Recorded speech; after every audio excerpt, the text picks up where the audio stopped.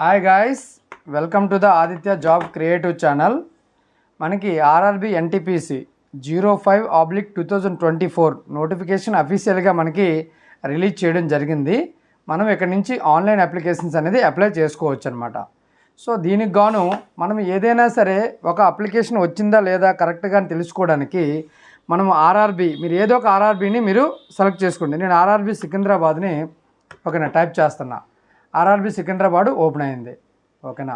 So ఏదైనా సరే మనం ఒక అథెంటికేట్ సైట్లో మాత్రమే ఆర్ఆర్బిలో మాత్రమే ఇచ్చిందని నమ్మాలి, అంతేగాని వాట్సాప్లో వచ్చిందని కానీ మిగతా దేన్ని కూడా నమ్మడానికి లేదు. ఓకేనా. ఇందులో మనకి డౌన్ సైడ్కి వచ్చేటప్పటికి లేటెస్ట్ అప్డేట్స్ అనేసి ఉంటుంది ఇక్కడ. ఓకేనా. లేటెస్ట్ అప్డేట్స్ మీద ఇక్కడ అప్లికేషన్ లింక్ ఇచ్చాడు ఫస్ట్ది.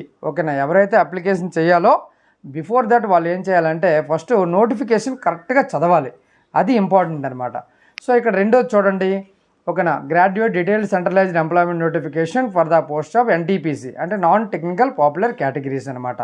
సో ఇది దేనికి సంబంధించింది అంటే గ్రాడ్యుయేట్కి సంబంధించింది. ఓకేనా. తర్వాత మనకి అండర్ గ్రాడ్యుయేట్కి కూడా ఇవ్వడం జరుగుతుంది. ఇక్కడ మనం క్లిక్ చేసినట్లయితే క్లిక్ హియర్ అన్నాడు కదా, మనకి మొత్తం పీడిఎఫ్ అనేది ఈ విధంగా మనకి ఓపెన్ అవ్వడం జరుగుతుంది అనమాట. ఓకేనా. సో ఇక్కడ ఏమంటున్నాడు, సెంట్రలైజ్డ్ ఎంప్లాయ్మెంట్ నోటిఫికేషన్ 05/2024 అనేది మీకు రిక్రూట్మెంట్ ప్రాసెస్ కంప్లీట్ అయిపోయినంత వరకు మీరు గుర్తుంచుకోవాలి ఈ నెంబర్ని. ఓకేనా. 01/2024 ఏఎల్పి ఇచ్చాడు. ఓకేనా. 02/2024 టెక్నీషియన్స్ ఇచ్చాడు. 03/2024 మనకి పారామెడికల్ జేఈ ఇవ్వడం జరిగింది. ఇది 05 మనకి ఎన్టీపీసీ ఇవ్వడం జరిగింది అనమాట. ఓకేనా. సో ఈ విధంగా మనకి ఇంటర్ఫేస్ అనేది ఈ విధంగా రావడం జరుగుతుంది. ఈచ్ అండ్ ఎవ్రీథింగ్ మనం నేర్చుకోవాలండి. ఈచ్ అండ్ ఎవ్రీథింగ్ దేన్ని మిస్ చేయడానికి లేదు. ఫస్ట్ నోటిఫికేషన్ అనేది క్లియర్గా చదువుకోవాలి, తర్వాతే నువ్వు అప్లై చేసుకోవాలి. కంగారు పడి అప్లై చేయొద్దు. ఓకేనా. ఎందుకంటే నువ్వు కంగారు పడి అప్లై చేసినట్లయితే మనకి ఈచ్ మోడిఫికేషన్స్కి మనం డబ్బులు పే చేయాల్సి ఉంటుందండి, అందుకనే. ఓకేనా. సో అయితే ఇది మనకి ఆర్ఆర్బి సైట్లో ఎప్పుడు పెట్టారండి అంటే 13 సెప్టెంబర్లో పెట్టడం జరిగిందండి. 13 సెప్టెంబర్ 2024లో మనకి ఆర్ఆర్బి సైట్లో వచ్చిందండి. ఓకేనా. అయితే దీని ఆన్లైన్ రిజిస్ట్రేషన్ ఎప్పటి నుంచి స్టార్ట్ అవుతుందంటే 14 సెప్టెంబర్ నుంచి స్టార్ట్ అవ్వడం జరిగింది. ఆల్రెడీ ఇది యాక్టివ్లో ఉందండి. ఓకేనా. అయితే closing of the online registration of the application మీకు ఎప్పటి వరకు ఇది ఆన్లైన్ ఉంటుంది అంటే 1 మంత్ అనమాట. అంటే 13 అక్టోబర్ వరకు మీకు ఉండడం జరుగుతుంది. ఓకేనా. సో ఈ మధ్యలో మీరు క్లోజ్ చేసుకోవచ్చు అనమాట. రైటా.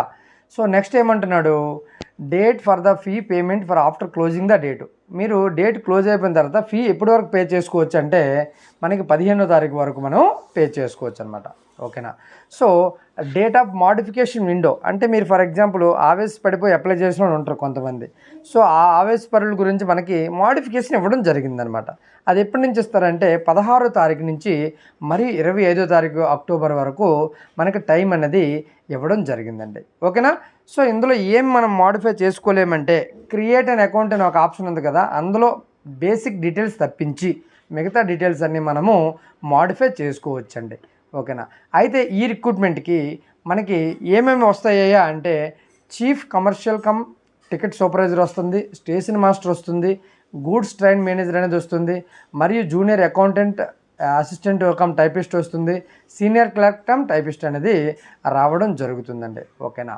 అయితే మనకి నోటిఫికేషన్లో ఒక్కొక్క పోస్ట్కి 5 పోస్టులు ఇచ్చాడు కదా, మనకి 5 పోస్టులకు సంబంధించిన మనకి ఇక్కడ కొంత డీటెయిల్స్ అనేది ఇవ్వడం జరిగింది. అవి చూద్దామండి. Chief commercial come ticket supervisor level 6 job అని చెప్తున్నాడు. 35,400 బేసిక్ పే ఉంటుంది. మెడికల్ స్టాండర్డ్ ఏమో B2 అనేది ఉంటుందన్నమాట. ఓకేనా. అయితే ఇప్పుడు ప్రజెంట్ ఏజ్ ఏమో 18 నుంచి 36 సంవత్సరాలు అనేది ఉండడం జరిగిందనమాట. టోటల్ వేకెన్సీ అన్ని ఆర్ఆర్బీలు కలిపితే 1736 పోస్టులు అనేవి ఉండడం జరిగింది. అదేవిధంగా స్టేషన్ మాస్టరు ఇది లెవెల్ 6 జాబ్ అనమాట. 35,400 A2 మెడికల్ అనేది ఇక్కడ ఉండడం జరుగుతుంది. 18 నుంచి 36 సంవత్సరాలు అనేది ఏజ్ అనేది ఉండాలి. మరియు 994 పోస్టులు అనేది ఇండియా వైడ్గా ఉండడం జరిగిందనమాట. నెక్స్ట్ గూడ్స్ ట్రైన్ మేనేజర్ ఇది లెవెల్ 5 జాబ్ అండి. ఇది 29,200 అనేది బేసిక్ పే, A2 మెడికల్ అనేది అడగడం జరిగింది. అండ్ 18 నుంచి 36 సంవత్సరాలు అనేది ఇక్కడ మనకి ఏజ్ క్రైటీరియా అనేది ఇవ్వడం జరిగింది. నెక్స్ట్ ఇక్కడ 3,144 జాబులు అనేవి ఆల్ ఓవర్ ఇండియా అనేది ఇవ్వడం జరిగిందండి. Junior accountant assistant cum typist అనమాట. ఇది లెవెల్ 5 జాబ్ అండి. ఇది 29,200 బేసిక్ పే. C2 మెడికల్ అనేది ఉంటుంది. 18 నుంచి 36 ఏజ్ అనేది ఉండాలి. 1507 పోస్టులు అనేవి ఉండడం జరిగిందనమాట. అదేవిధంగా సీనియర్ క్లర్క్ కమ్ టైపిస్ట్ అండి. Senior clerk cum typist level 5 job అండి. ఇది 29,200 రూపాయలు అనేది బేసిక్ పే ఉంటుంది. C2 మెడికల్ అనేది ఉండడం జరిగింది. ఏజ్ అనేది 18 నుంచి 36 సంవత్సరాలు అనేది ఉన్నారు. 732 పోస్టులు అండి. అయితే ఓవరాల్గా గ్రాండ్ టోటల్ చూసుకున్నట్లయితే 8,113 పోస్టులు అనేవి ఎన్టీపీసీ నాన్ టెక్నికల్ మనకి పాపులర్ కేటగిరీస్కి ఇవ్వడం జరిగింది. అది నీకు గ్రాడ్యుయేట్కి సంబంధించిందండి. మీరు ఏదైనా క్వాలిఫికేషన్ డిగ్రీ అయి ఉంటే చాలండి. మీరు బీటెక్ ఆర్ డిగ్రీ ఏది చేసినా సరే మీరు అప్లై చేసుకోవచ్చు. ఓకేనా? సో ఇది నార్మల్గా కొన్ని ఇన్స్ట్రక్షన్స్ ఇచ్చారు, అవి అవసరం లేదు, జనరల్గా అనమాట. ఈమెయిల్ ఐడి ఉండాలి, మొబైల్ నెంబర్ ఉండేది అందరికీ తెలిసినవే. ఓకేనా? మీరు ఒకవేళ ఇంతకుముందు వచ్చిన నోటిఫికేషన్స్ లైక్ 01/2024కి అప్లై చేసి ఉన్నట్లయితే సో అక్కడ ఆల్రెడీ క్రియేట్ అన్ అకౌంట్ చేసి ఉంటారు కాబట్టి ఆ డీటెయిల్స్ మాత్రమే user name and mobile ID అనేది సరిపోతుందనేసి చెప్తున్నారన్నమాట. ఓకేనా? అయితే షార్ట్ లిస్టింగ్ ఏ విధంగా చేస్తారంటే సెకండ్ స్టేజ్ సిబిటీకి మనకి 15 మందిని ఒక పోస్ట్కి తీయడం జరుగుతుందని చెప్పి ఇక్కడ చెప్పాడండి. 15 టైమ్స్ ఆఫ్ ద వేకెన్సీస్ అనేసి అన్నాడు అనమాట. అంటే 8,113 × 15 అనమాట. ఓకేనా? సో ఆ విధంగా మనకి అన్ని పోస్టులకి మనకి వేకెన్సీ ఉంటుంది. అదేవిధంగా computer based aptitude test, nothing but సైకోకి ఎవరెవరైతే స్టేషన్ మాస్టర్కి ఆప్ట్ చేశారో అంటే ఎవరెవరైతే ఎంచుకున్నారో ఆప్షన్ వాళ్ళకి 1:8 అనేది తీయడం జరుగుతుంది అనమాట CBT 2కి. ఓకేనా? నెగిటివ్ మార్కింగ్ ఎంత ఉంటుందంటే 1/3 అండి. అంటే మీరు 3 మార్కులు కానీ 3 క్వశ్చన్లు కానీ మిస్టేక్ కానీ చేస్తే ఒక రైట్ ఆన్సర్ అనేది మీ వచ్చిన ఆన్సర్ నుంచి పోతుందండి. సో జనరల్ ఇన్స్ట్రక్షన్స్ అనేవి ఇవ్వడం జరిగింది. ఓకేనా? సో నార్మల్గా ఒకసారి ప్రతి ఒక్కరు కూడా ఒకసారి కంప్లీట్గా నోటిఫికేషన్ చదివి మీరు అప్లై చేయండి ఎప్పుడైనా సరే. ఓకేనా? నెక్స్ట్ మీరు అలా చూసుకున్నట్లయితే మెడికల్ ఆల్రెడీ స్టాండర్డ్ చెప్పానండి మీకు. ఓకేనా? డీటెయిల్డ్గా చావాలంటే మనకి నోటిఫికేషన్ నేను చెప్పిన విధంగా మీరు డౌన్లోడ్ చేసుకొని చదవండి. ఓకేనా? ఏజ్ రిలాక్సేషన్ కూడా ఇవ్వడం జరిగింది. ఓకేనా? నార్మల్గా ఏజ్ రిలాక్సేషన్ కూడా ఇచ్చాడండి. అయితే పేమెంట్ అనేది మీ అందరికీ తెలుసు. ఓకేనా? ఓబీసీ క్యాండిడేట్స్ జనరల్ క్యాండిడేట్స్కి 500 రూపీస్, మిగతా వాళ్ళందరికీ 250 రూపీస్ అండి. ఓకేనా? సో అది కూడా మీకు CBT 1 అయిన తర్వాత మీకు అది రీఫండ్ అనేది ఇచ్చేయడం జరుగుతుంది. ఎవరెవరైతే CBT 1 అటెండ్ అయినారో వాళ్ళందరికీ కూడా ఏమవుతుందంటే రీఫండ్ అనేది ఇచ్చేస్తారండి. ఓకేనా? ఎగ్జామ్ అనేది అటెండ్ చేయండి, మీ డబ్బులు అనేవి వచ్చేస్తాయి మీకు. అంటే 400 రూపీస్, వీళ్ళకి 250 రూపీస్ ఇచ్చేస్తారనమాట. ఓకేనా? నెక్స్ట్ మనకి ఆ విధంగా డౌన్ సైడ్ ఇంకా వచ్చినట్లయితే మనకి పోస్ట్ కేటగిరీ అంటే ఏ విధంగా మనకి CBT ఉంటుంది అనేది ఈసారి కొద్దిగా ప్యాటర్న్ అనేది మార్చాడు. ఆ ప్యాటర్న్ ఏంటనేది ఇప్పుడు చూద్దామండి. ఓకేనా? సో ఏంటంటే ఆ ప్యాటర్న్ ఏంటంటే ఇక్కడ చూద్దాం ఒకసారి. So first stage computer based test మనకి ఇక్కడ first stage computer based test ఇచ్చాడండి. ఇంకా మనం పెద్ద స్టేజ్ చూద్దాం.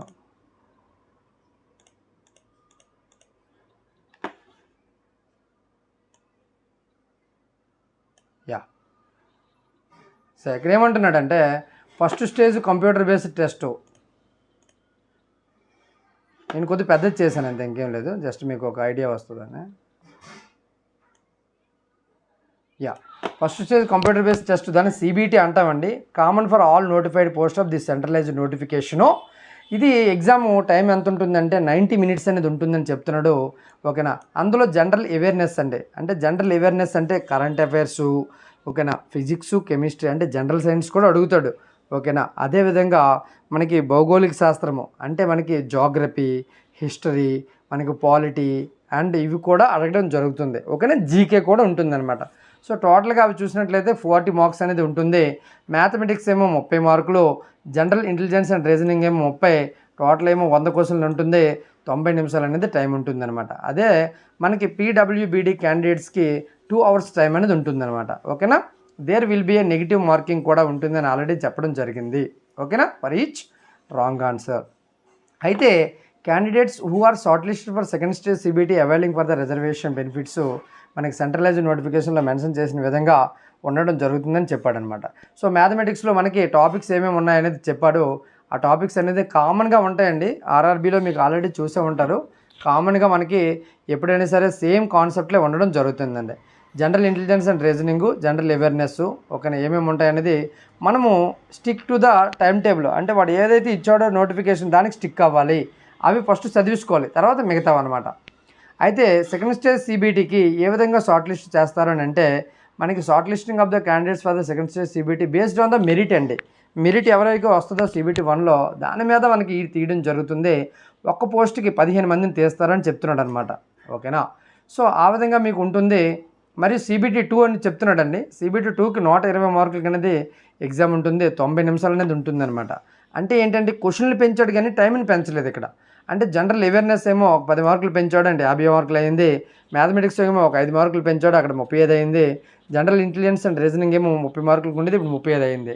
అంటే 5 మార్కులు పెంచాడు అనమాట, ఓకేనా. టైం అయితే పెంచలేదండి, ఓకే. నెక్స్ట్ ఇక్కడ కూడా నెగిటివ్ మార్కింగ్ ఉంటుందని చెప్పాడు. ఏంటేంటని ఉంటాయి అన్నాడు, సేమ్ యాజ్ టీ సబ్జెక్టులు అనేవి మీకు ఉండడం జరుగుతుంది. కాబట్టి క్వశ్చన్లు అనేవి కొద్దిగా పెరుగుతాయి అనమాట, ఓకేనా. సో అయితే మనకి సిబిఏటి, ఓకేనా. సిబిఏటి అనేది సైకో అనేది ఎవరెవరైతే మనకి స్టేషన్ మాస్టర్కి ఎవరెవరైతే మనకి ఎంచుకున్నారో వాళ్ళకి మాత్రము సైకో టెస్ట్ అనేది ఉంటుంది అని చెప్పాడు అనమాట, ఓకేనా. సో ఈ విధంగా మనకి ఇవ్వడం జరిగింది. టైపింగ్ స్కిల్ టెస్ట్ అండి. మిగతా వాళ్ళకి కొంతమందికి టైపింగ్ స్కిల్ టెస్ట్ ఉంటుంది, వాళ్ళకి కంప్యూటర్ మీద మాత్రమే పర్ఫామ్ చేయవలసి ఉంటుందన్నమాట. అది ఎలా చేస్తారనేది మనం మాట్లాడదామండి, ఓకేనా. సో ఇప్పుడు ఎవరెవరికి ఎగ్జామ్ ఏ ఏ ఏ పోస్ట్కి ఏంటి ఉంటుంది అనేది మనం కొద్దిగా క్లియర్గా చూద్దామండి, ఓకేనా. సో ఇక్కడ చూసినట్లయితే ఏమంటున్నాడు, name of the post goods train మేనేజర్కి first stage CBT common for all posts అండి. అంటే 5 పోస్టులు ఉన్నాయి కదా. సో ఈ 5 పోస్టులు కూడా సిబిటీ 1 అనేది కామన్గా ఉంటుంది, మరియు సెకండ్ స్టేజ్ సిబిటీ కూడా కామన్గా ఉంటుందని చెప్పాడు అనమాట. ఇక్కడ ప్రీవియస్ ఎన్టీపీసీకి వచ్చినప్పటికీ మనకి సిబిటీ 1కి అయితే కామన్గా ఉంది, కానీ సిబిటీ 2 కామన్గా లేదు. డిఫరెంట్ పోస్టులకి డిఫరెంట్ ఎగ్జామ్ అనేది పెట్టడం జరిగిందనమాట, కామన్గా పెట్టలేదు.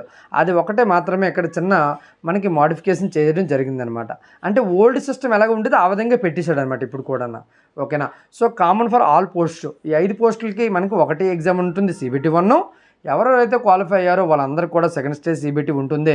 అయితే స్కిల్ టెస్ట్కి వచ్చినప్పటికీ మనకి గూడ్స్ ట్రైన్ మేనేజరు అంటే గూడ్స్ గార్డ్ అనేది వారు ఎన్నాళ్ళు, దానికి మాత్రం స్కిల్ టెస్ట్ ఉండదండి. డైరెక్ట్గా సిబిటీ 1 అయిపోయిందంటే సిబిటీ 2కి వెళ్ళిపోతాడు. సిబిటీ 2 నుంచి డైరెక్ట్గా ఆయన క్వాలిఫై అయిపోతే ఇంకా డైరెక్ట్గా జాబ్ ఇచ్చేయడం జరుగుతుంది అనమాట. అదేవిధంగా సీనియర్ క్లర్క్ కమ్ టైపిస్ట్కి అయితే టైపింగ్ స్కిల్ టెస్ట్ ఉంటుందండి వీళ్ళకి, ఓకేనా. సో 30 వర్డ్స్ పర్ మినిట్ అనేది కొట్టాలి, ఓకేనా. అది కొద్దిగా మనకి ప్రాక్టీస్ చేస్తే వచ్చేస్తుంది అనమాట. Junior account assistant cum typist కూడా మనకి టైపింగ్ స్కిల్ టెస్ట్ ఉంటుంది. అయితే చీఫ్ కమర్షియల్ కమ్ టికెట్ సూపర్వైజర్కి ఏ స్కిల్ టెస్ట్ అవసరం లేదండి, సిబిటీ 2 క్వాలిఫై అయిపోతే సరిపోతుంది. అదేవిధంగా స్టేషన్ మాస్టర్కి వచ్చినప్పటికీ సిబిఏటి అంటే computer based aptitude test psycho అనేది ఉండడం జరుగుతుందండి.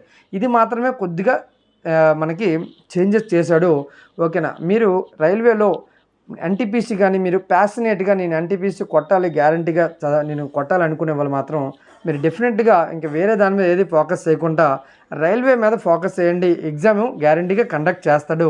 ఆ టైం కల్లా మీరు ప్రిపేర్ అయ్యి ఉంటే ఈజీగా మనము కొట్టివచ్చు అనమాట, ఓకేనా. సో నార్మల్గా మిగతావనేవి ఉండడం జరుగుతుంది. అంటే మీ తాలూకా మీరు ఏ బోర్డుకి అయితే అప్లై చేస్తారో ఆ బోర్డు తాలూకా మీరు వేకెన్సీ లిస్ట్ అనేది చూసుకోండి. దాని ప్రకారంగా ఏ పోస్ట్కి అయితే ఎక్కువగా ఉన్నాయో దానికి ఫస్ట్ ప్రిఫరెన్స్ అనేది ఇవ్వండి, ఓకేనా. సో దానికి మీకు ఫస్ట్ ఎగ్జామ్లో మీకు క్వాలిఫై అయిన తర్వాత ఫస్ట్ ప్రిఫరెన్స్ దానికి ఇవ్వడం జరుగుతుంది అనమాట, ఓకేనా. సో ఆ విధంగా చేసి మీరు ఎగ్జామ్ అనేది క్రాక్ చేయండి, ఓకేనా. ఇప్పుడు ఆన్లైన్ అప్లికేషన్ ఆల్రెడీ స్టార్ట్ అయింది కదా. సో ఇప్పటి నుంచే స్టార్ట్ చేయండి నెమ్మదిగా, అన్నీ మీ దగ్గర రెడీ చేసుకొని, ఓకేనా. మొత్తం స్టడీ సర్టిఫికేట్స్ అవన్నీ మొత్తం రెడీగా ఉంచుకొని మీరు అప్లై అనేది చేసుకోండి తప్పులు లేకుండా, ఓకేనా. కొత్తగా అప్లై చేసిన వాళ్ళు కొద్దిగా జాగ్రత్తగా అప్లై చేసుకోవాలి, కానీ ఆల్రెడీ అప్లై చేసిన వాళ్ళకి చాలా ఈజీ అయిపోద్ది. 5 నిమిషాల్లో ఇది మొత్తం అంతా క్లియర్గా మనకి చేసుకోవచ్చు అనమాట.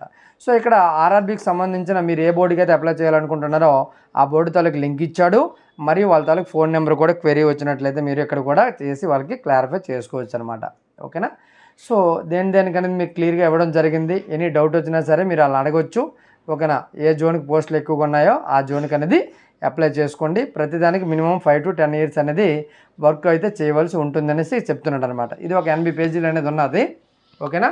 సో ఎనీ డౌట్ వచ్చినట్లయితే మీరు కూడా కామెంట్ చేసి అడగండి, ఏమైనా నాకు తెలిసినా కూడా చెప్పడం జరుగుతుంది. అయితే దీనికి సంబంధించిన ఎన్టీపీసీకి సంబంధించిన మనకి మ్యాథమెటిక్స్ రీజనింగు మనకి ఆల్రెడీ కోర్స్ రెడీగా మనకి అవైలబుల్ అనేది ఉన్నది.